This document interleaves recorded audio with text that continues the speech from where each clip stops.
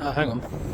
Oh, one's two, Rajni, one's two. This time in 5.5 years, I'll be with Sophie forever and ever. I could be a millionaire. Give me like $1 million. Give me $1 million and just watch my videos and become a normal person. Look, cup of tea. Cheers. Rosie Lee. Rosie Lee. Right.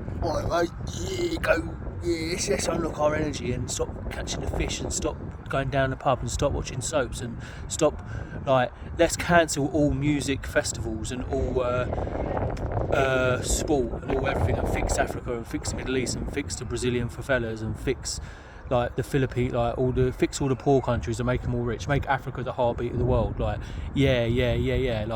Ronaldo scores goal. Cristiano Ronaldo, I like to score goals. I win 10 golden balls.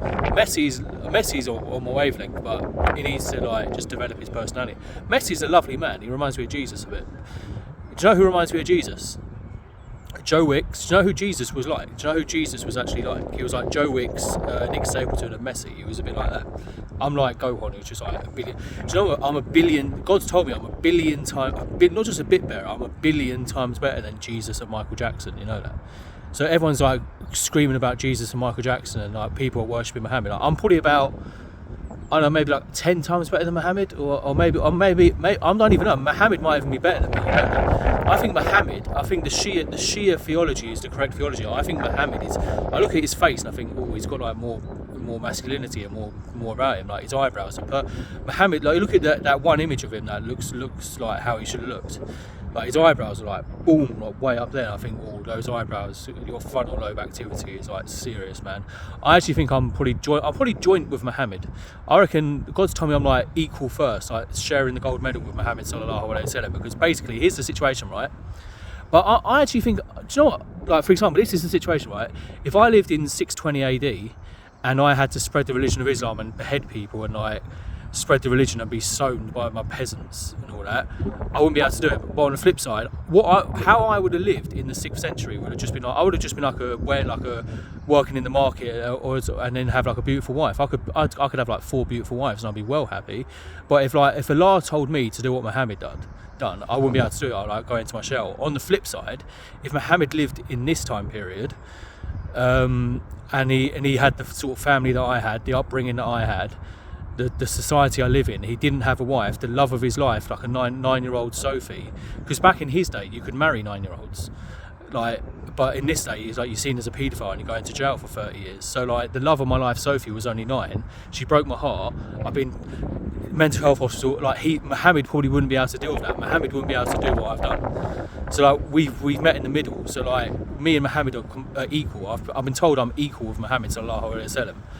So, for example, he flew to the heavens because he's more brave and courageous than me, but I'm more silly and unlocks all human potential. And basically, he went to the heavens and spoke to Allah and saw the prophets, and Allah brought the heavens and the moon to me. Basically, this is what happened, right? Muhammad broke the moon has a heartbeat. The moon has everything in this universe has sentience. You know that, and. Basically, Muhammad broke the moon's heart 1400 years ago, and then on the 5th of March 2026, basically the night before, on the 4th of March 2026, I was singing in the melody of Collision Care's Good Future, which follows my formula. I was saying, me and Sophie on the moon forever and ever. Sophie's face is on the moon, me and Sophie forever and ever. Sophie is the most amazing woman of all time. Forever and ever, me and Sophie are peak humans, forever and ever. And then I was still awake. I was praying, a different type of prayer. I was just having my head down, rather than actually doing all of the Muslim prayer. I was just having my head down in prostration. And then Allah told me at about 3:50 in the morning, go outside. She talked. She said, go outside and see what's going to happen. I looked out my window. It was over here. It was around here somewhere. The moon was over there, and I walked down the street and thought, oh look, I was like, oh look, a nice full moon. And then I looked there, and then it was over there. I was like, hang on, the moon moved 10,000 miles, or how many miles in 5 seconds? And then it followed me around. It was hiding behind the buildings. I was doing my backwards. I was looking at the moon and doing that big smiley face like that. And I was walking backwards, that different way of walking, and then doing all silliness, and the moon was playing hide and seek with me. I walked to the Addiscombe Railway Park, where the first bench, the hub of the universe, is the first bench and tree at the Addiscombe Railway Park. That tree is where I lifted Sophie up into the tree, but her mum ordered them to cut the branch down. And basically Addiscombe Railway Park in 2012, 2013 used to be like a nice English like little park. Now there's all security and all that shit. I'm sure she told all the people at Woodside schooled out, and there's this weird man who's trying to follow my daughter and stalk my daughter, and he's a weirdo. Julie, I forgive you, but you know what you've done for the past 13 years. Like, there's all security and cameras there. So I like my hometown, which I grew up in the 90s and the 2000s before I even met Sophie. I lived for 21 years before I even met Sophie. I walked through those. I remember the Addiscombe. I went to the Addiscombe train stop in like 1995. So I remember before it was even a park. I remember when there was a bridge there. Do you know what I mean? Like, and then I can't even for 13 years I couldn't even walk down there because she would call the police on me. She called the police on me like so many times. I'll knock on the door and be like, Julie, I'm so sorry because I did something I regretted, but I didn't initiate it. This is it. Julie wanted to have an affair with me. Sophie, and then she told Sophie Phil's a nobody because this is not an Essex like dickhead, like, you know, Phil Mitchell and all that, and like all the East End dickheads.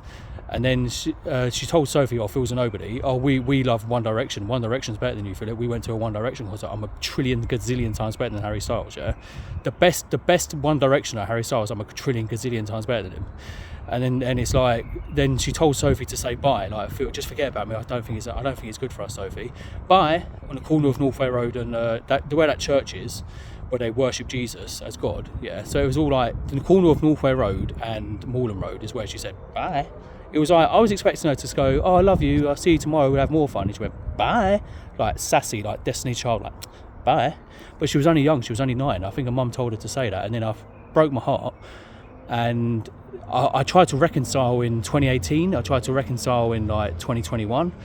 I tried to reconcile in 2025, and I'm like, I'm sorry, please just forgive me. I made a mistake. I'm sorry. And she's like calling the police on me and telling me like, if you come to my house again, I'll call the old Bill and put you in prison. I'm like, you fucking weirdo. But it's all right. Cup of tea, mate. Oi, mush, munch too. Right.